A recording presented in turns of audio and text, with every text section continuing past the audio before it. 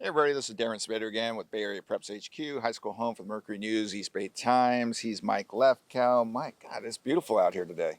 It is Here bright in Walnut sun. Creek, I'm getting sprayed a little bit by this uh, fountain over here. by the little fountain. But anyhow, we're back for another round of high school football predictions. We're into the semifinals now of the North Coast section and the Central Coast section playoffs. This is a North Coast section video, so we're picking the top 5, 6 games that we're looking at. Right. Starting with, well, I mean, Monte Vista going to De La Salle.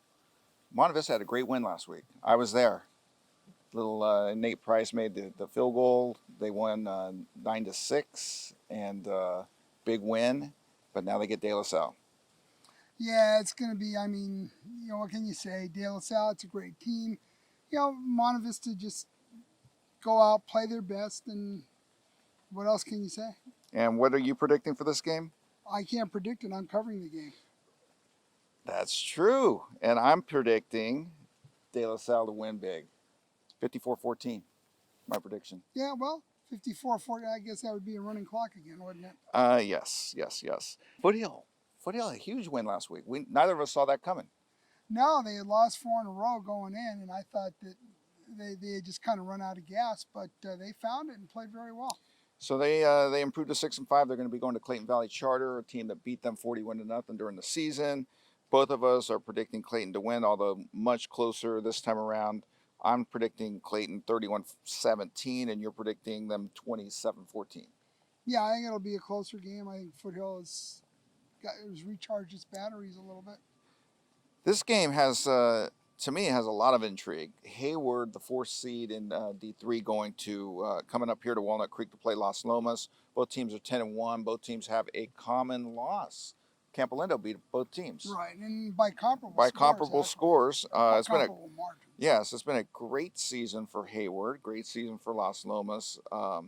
Isaiah Newell could be a handful for Hayward, I'm guessing. Yeah, Right. yeah. Both of us are predicting Las Lomas to win. I'm predicting much closer than you. You've got it at 35-12, and I'm predicting 27-17. Yeah, I think Hayward, they've had a great year. They're a good team, but Las Lomas, I just think it's maybe a step above. Right. It'll be interesting, though.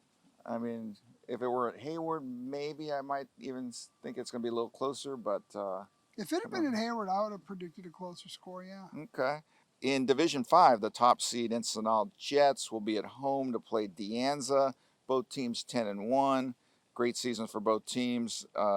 Ensenada's defense gave up a few points last week. Yeah, I was surprised. Fortuna scored 24 against them. That's the most they had given up all year, including the game with McClemens.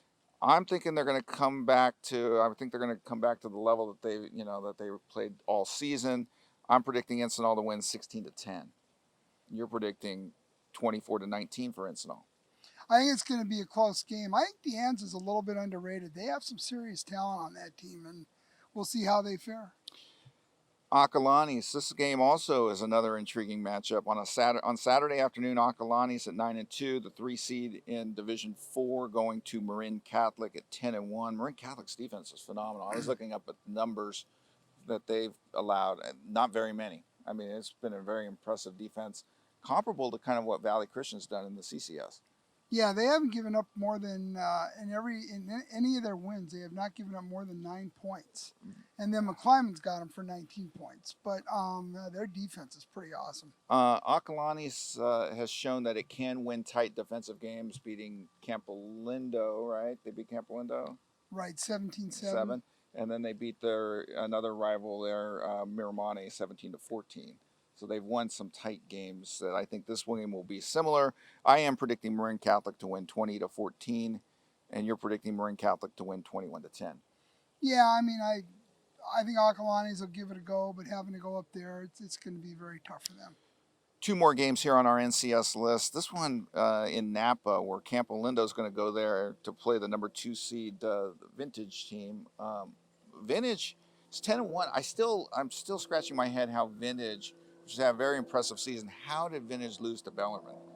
I still say in an 11-game season, you're going to have a bad game, and you just hope that game doesn't cost you. Unfortunately for Vintage, it did, but you're asking 11 games. You can't have perfection every game. Both of us are predicting Campo to win, which would set up a terrific Division II final next week between Campo Lindo and Clayton Valley. I'm predicting Campo 27, Vintage 20, and you're predicting Campo 20, Vintage 18. Yeah, I think Grant Harper could be the difference maker in this one. I've just been told so many good things about him, and I've seen him, and might be the difference maker here. Okay, Liberty and Pittsburgh fans, this is the one that you've been waiting for. I can't predict this game because I'm covering it. You're going to be out there, but you're going to be doing some advanced work for the following week. So you will predict this game. Last time you predicted, I think you predicted Liberty to win last time. Yeah, and a real close one. And you're predicting Liberty to win again this time. In a real close one. 28 to 21. Last time you were wrong. And I Pittsburgh could won. very well be wrong again because the game is at Pittsburgh. And Pitt played a great game last week against James Logan. I mean, that was the best I'd seen him play all year. But I'm one of those that just believes that when you play a team a second time, It's tough to beat a good team two right. times in one season. Liberty has played exceptionally well since that loss. It looks like Jay Butterfield and his receiving core they've found a connection, and if they keep that going, and plus all the pressure that Peyton Zadroik and Calhoun put on Jerry Johnson in the last game, 8 sacks. Well, Johnson looked pretty good in that Logan game last week, and Healthy from the he's injury. healthy, and he's a good quarterback. And then they have Santino Chavez, who had a terrific game, he's and a coming real off the good bench change in of fourth pace. quarter. Well, I mean, without him, they don't win that game, and this game would be at Liberty then. Right. I mean, it's almost too close to pick, but you got to pick a team. So I'm really looking forward to that one. Be sure to check out our coverage at eastbaytimes.com, mercurynews.com. And what else do we want to say? Be sure to sign up for what? The digital subscription? be sure to sign up for the digital subscription. And how And much then is one that? what's that? How much is that? $1 a week. $1 a week. Yes, $52 for the year. Anything And then else? my last whiny complaint. I think Pittsburgh and Liberty, the winner of that game, should be allowed to play in a state game. Are you listening, CIF? Good point. Very good point. I think once this is all said and done, we're going to have to do a big step back feature on this whole playoff system in both sections. We can expand on that a little more at a later time. Let's wrap it up here from beautiful Walnut Creek.